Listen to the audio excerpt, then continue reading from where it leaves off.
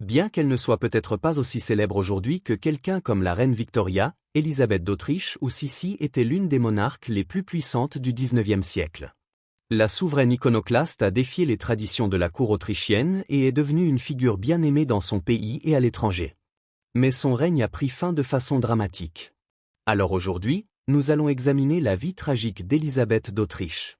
Mais avant de commencer, assurez-vous de vous abonner à la chaîne Histoire en pixels. Ensuite, laissez un commentaire et dites-nous de quels autres personnages royaux vous aimeriez entendre parler. Ok tout le monde, serrez ses corsets. Malgré le fait qu'elle deviendrait un jour une souveraine puissante, Élisabeth d'Autriche, ou Sissi pour ceux qui la connaissaient, était une enfant assez obéissante. Sa mère, la princesse Ludovica, et sa tante, la princesse Sophie, avaient planifié son avenir dès le premier jour.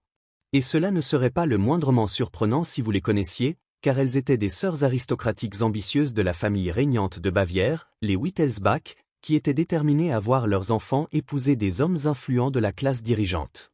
Le père d'Élisabeth, le duc Maximilien Joseph de Bavière, était familièrement connu sous le nom de duc Max par ses amis, vraisemblablement, ses collègues d'Igy. Un esprit libre, le duc Max avait un profond intérêt pour la musique folklorique bavaroise. Il a également beaucoup voyagé à travers le monde, en particulier en Asie et en Afrique, et a même construit un cirque temporaire derrière sa résidence palatiale à Munich. Appelé ça le cirque du jardin.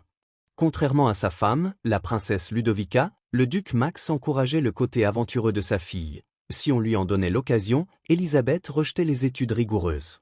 Au profit de l'équitation et de longues randonnées dans la campagne bavaroise. Honnêtement, qui n'a jamais rêvé de sauter sur un cheval et de s'éloigner au galop de l'école? À certains égards, son éducation non orthodoxe limitait sa capacité à adhérer à un style de vie royal conventionnel. Mais cela semblait être ce qu'elle et son père aimaient.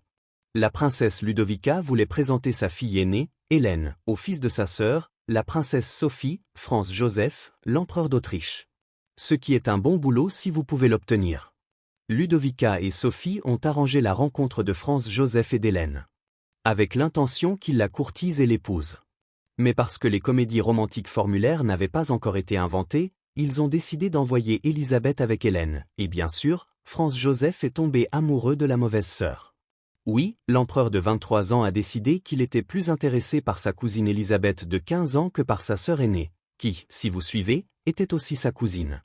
Il était en fait tellement intéressé par Élisabeth qu'il l'a épousée le 24 avril 1854, seulement 8 mois après leur première rencontre. Donc les comédies romantiques n'avaient pas été inventées, mais il connaissait l'émission Marié au premier regard. Se marier signifiait qu'Élisabeth était enfin libre de vivre sous la coupe de sa mère.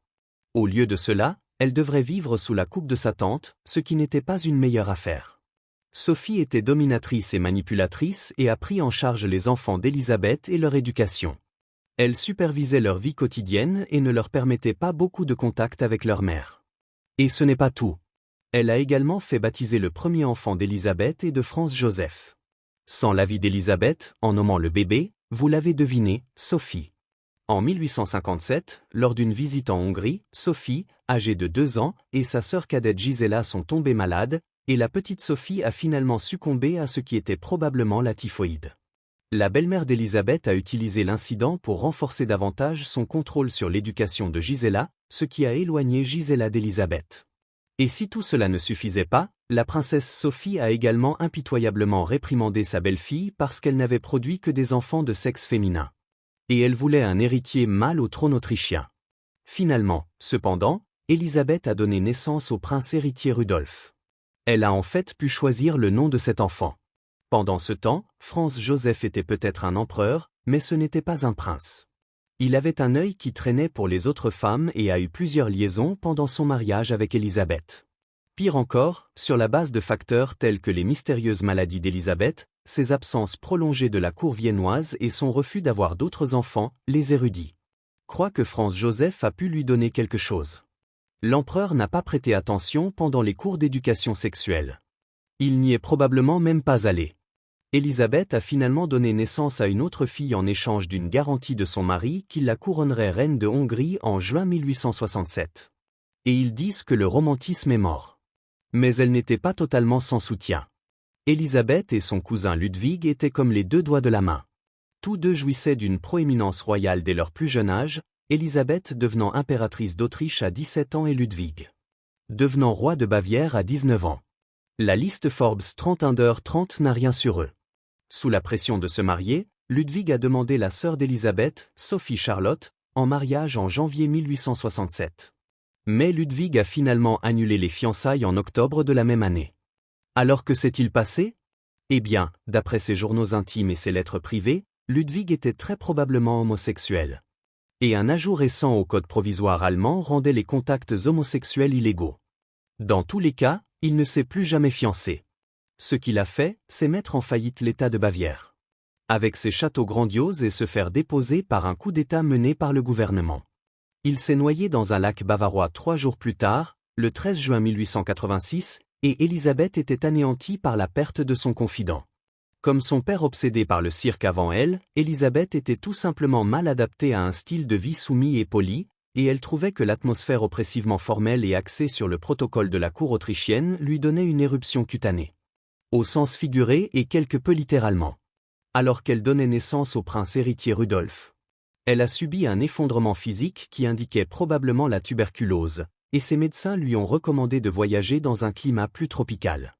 Elle est restée sur l'île portugaise de Madère sans ses enfants ni son mari pendant 6 mois, et elle a tellement apprécié la pause qu'elle a commencé à voyager fréquemment à partir de ce moment-là. En vieillissant, son implication dans la politique de son pays natal a augmenté, et elle a influencé son mari sur les questions de l'État hongrois. Mais à la fin de sa vie, elle ne passait pratiquement aucun temps à Vienne. En fait, elle croyait que la ville elle-même la rendait malade, affichant ce que beaucoup croient être des symptômes psychosomatiques. Et ce que nous croyons être un mauvais cas de viennite. Et son désir de passer la plupart de son temps hors du bureau coïncidait avec un autre problème.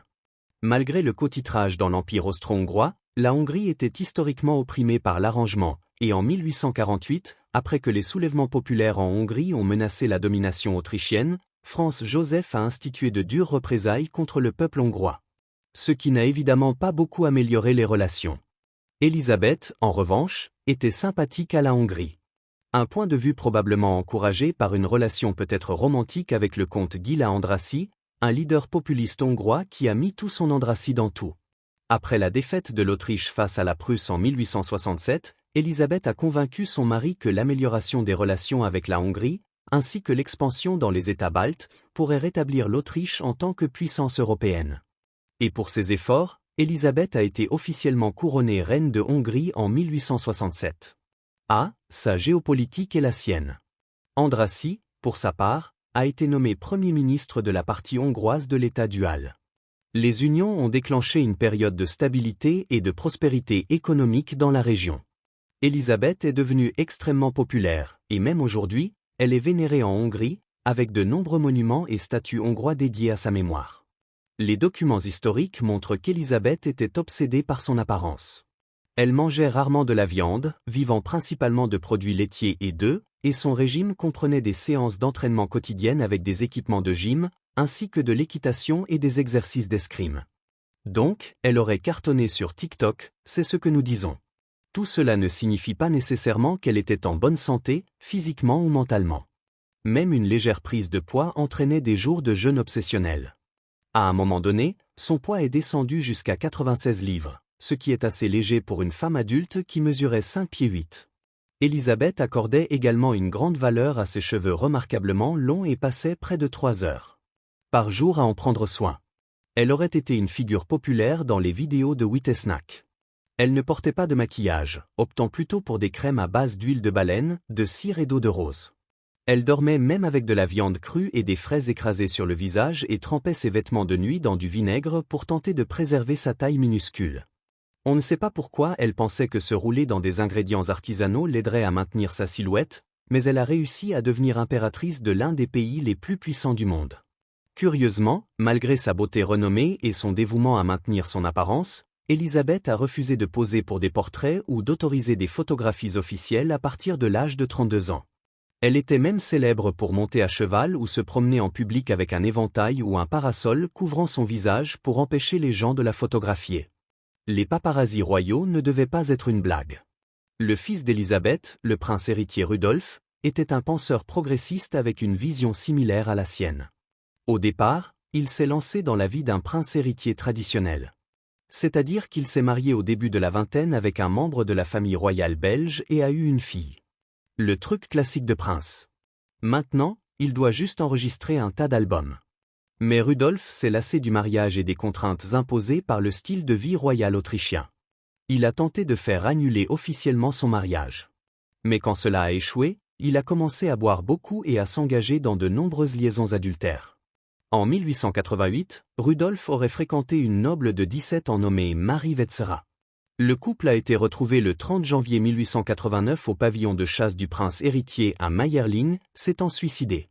En 2015, les historiens ont découvert des lettres écrites par Marie expliquant qu'elle se préparait à être Juliette pour le Roméo de Rudolf par amour. Mais les historiens ne sont pas sûrs exactement pourquoi Rudolf voulait le faire. Certains croient que c'était parce que son père, Franz Joseph, lui avait ordonné de mettre fin à sa liaison avec Marie. D'autres croyaient qu'il était simplement déprimé et malade mental. À la suite du décès de Rudolf, le neveu de Franz Joseph, Franz Ferdinand est finalement devenu l'héritier présomptif du trône autrichien. Et si ce nom vous semble familier, c'est probablement parce qu'il était le célèbre archiduc dont l'assassinat en 1914 a déclenché les événements qui ont déclenché la Première Guerre mondiale. Ou si vous êtes un fan du rock indépendant du début des années 2000. En 1898, l'impératrice Élisabeth ne passait que quelques semaines par an à Vienne, optant plutôt pour voyager à travers l'Europe. Elle ne voulait pas que sa Viennite ne se rallume. En septembre de cette année-là, elle prévoyait de prendre un bateau à vapeur sur le lac Léman.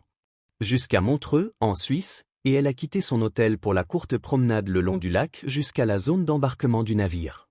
Élisabeth ne le savait pas encore, mais l'anarchiste et fanatique italien Luigi Luchni l'avait traquée et avait découvert qu'elle séjournait à l'hôtel Beau Rivage.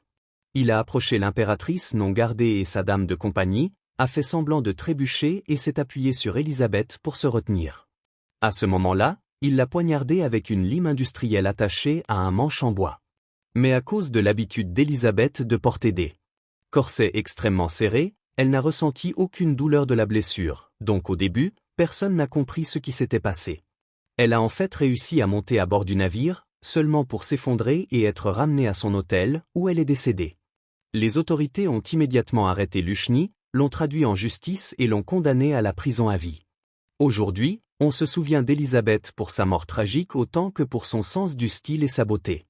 Et en décembre 2014, l'impresario de la mode Karl Lagerfeld a introduit une ligne pour Chanel inspirée de l'esthétique de la fin du 19e siècle d'Élisabeth.